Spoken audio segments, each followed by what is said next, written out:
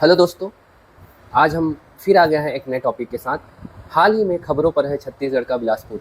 छत्तीसगढ़ के बिलासपुर में bird flu तेज़ी से फैल रहा है। तो आज हम इसी पर बात करने वाले हैं कि आखिर बर्ड फ्लू है क्या, इसका आरंभ कैसे हुआ है, इसका प्रभाव क्या है, इसके लक्षण क्या है, इंसानों में इसकी पहुंच कैसे होती है, क्या आप तक ये वायरस पहुंचा तो नहीं है। इन सभी टॉपिक्स पे हम आज बात करने वाले हैं।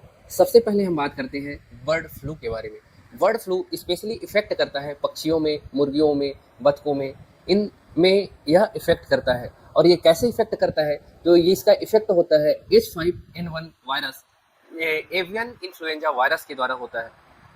अगर हम इसकी शुरुआत की बात करें तो सर्वप्रथम ये इटली में 1878 के आसपास, पहले इसको कुछ और नाम से जाना जाता था, इसे फॉल प्लेग के नाम से जाना जाता था। इटली में ये देखा गया था।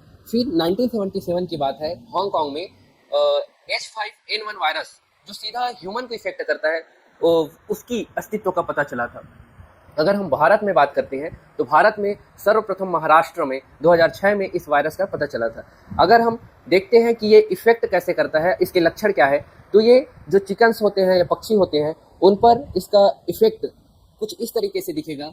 वो इफेक्टेड पक्षी या तो डूबते हुए, सहमे हुए नजर आएंगे, उनकी आंखों से पानी गिरता हुआ नजर आएगा, उनको दस्त नजर आएगा। इस तरीके से कुछ लक्षण उसमें दिखाई पड़ेंगे।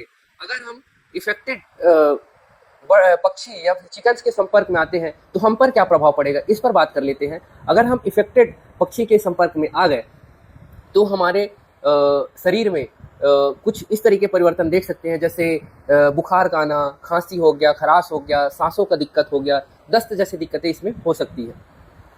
और रही बात इसकी सावधानी की, तो ज़्यादा से ज़्यादा कोशिश करना है कि इन इफेक्टेड पक्षियों के संपर्क में नहीं आना है, और उसके ब्लड्स हो गए या फिर सीधे तरीके से संपर्क में नहीं आना है। और लोगों के मन में एक सवाल होगा कि अगर बर्ड फ्लू इन्फेक्टेड चिकन्स को खाने से क्या होगा, तो उस पर हम बात करते हैं। अगर बर्ड फ्लू इन्फेक्टेड चिकन्स को आप खाएंगे तो यदि आप सेमी कुकड खाएंगे तब आपको इन्फेक्टेड होगा, और यदि आप उसको प्रॉपर कुक करेंगे, लगभग 70 से ऊपर 100 डिग्री सेल्सियस के आसपास आप उसको टेम्परेचर में पकाएंगे, तो उसके जो वायरस होते हैं वो खत्म हो जाते हैं। तो उससे जो प्रभावित होने का चांसेस है वो थोड़ा कम रहता है। लेकिन फिर भी इन्फेक्टेड बर्ड फ्लू से दूरी ही बना के रखना है हमको। जब तक ये चिंताएं बनी हुई हैं तब तक चिकन का परहेज करना है। और आपका इस टॉपिक पे क्या विचार है? क्या आपके शहर में, आपके राज्य में इस तरीके की दिक्कतें तो नहीं हैं? कमेंट कर सकते हैं। अगर मेरा वीडियो थोड़ा सा भी इन्फॉर्मेटिव लगा होगा, आपको अच्छा लगा होगा, तो लाइक और सब्सक्राइब कर सकते हैं।